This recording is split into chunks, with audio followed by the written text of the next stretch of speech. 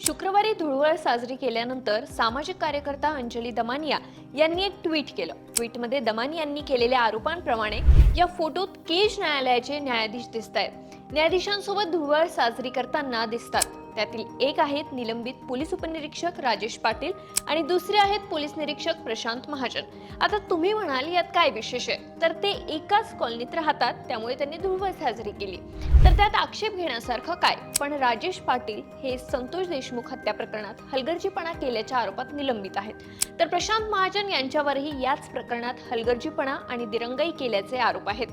त्यामुळे त्यांना सक्तीच्या रजेवर पाठवण्यात आलंय। सगळ्यात विशेष म्हणजे ज्या न्यायाधीशांसोबत हे दोघे होळी साजरा करताना दिसतायत, त्यांच्या समोरच देशमुख हत्याकांडाची सुनावणी सुरू झाली आहे। राजेश पाटील आणि प्रशांत महाजन यांच्यावरचे आरोप सिद्ध झालेले नाहीत, तर या प्रकरणात या दोघांची नावं वारंवार येत आहेत। राजेश पाटील यांचं तर आरोपींसोबत संबंध असल्याचे सीसीटीव्ही व्हिडिओही यापूर्वी व्हायरल झालेत।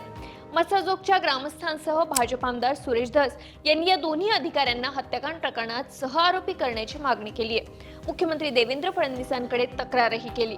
त्यामुळे एकतर या न्यायाधीशांनी सार्वजनिक ठिकाणी धुळवड साजरी करणंच अपेक्षित नव्हतं, केलीच तर इतक्या संवेदनशील प्रकरणात आरोप प्रत्यारोप अडकलेल्या अधिकाऱ्यांसोबत त्यांनी असं करणं अयोग्यच होतं असं म्हणावं लागेल। हे फोटो आणि व्हिडिओ व्हायरल झाल्यानंतर समाजमधून ज्या काही प्रतिक्रिया उमटल्या त्या पाहिल्यानंतर लोक आता उद्वेगाने न्यायव्यवस्थेवरही बोलू लागल्याचं दिसतंय। हे सगळे सण एकत्र साजरा करत असतील, एकाच कॉलनीत राहत असतील, तर रोज भेटतही असणारच असं लोक बोलतायत। आधी संतोष देशमुख यांच्या हत्येला 4 महिने झालेत, मात्र अद्यापही मुख्य आरोपींपैकी एक कृष्णा आंधळे फरार आहे।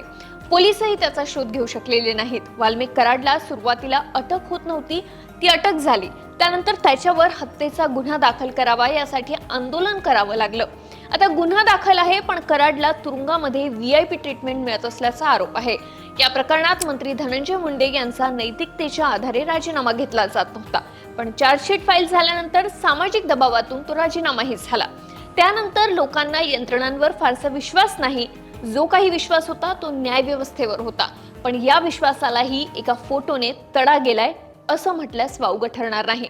याचमुळे अंजली दमानिया यांनी या प्रकरणातून न्यायाधीश सुधीर भाजीपाले यांना हटवण्यात यावं आणि त्या ठिकाणी दुसऱ्या न्यायाधीशांना अधिकार देण्यात यावेत अशी मागणी केली आहे। त्यामुळे आता ही मागणी मान्य होणार का?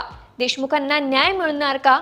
मिळणार तर तो कधी मिळणार हे पाहणं महत्त्वाचं ठरणार आहे। याबाबत तुम्हाला काय वाटतं हे आम्हाला कमेंट करून सांगा आणि सरकारनं आम्हाला सबस्क्राईब करायला विसरू नका।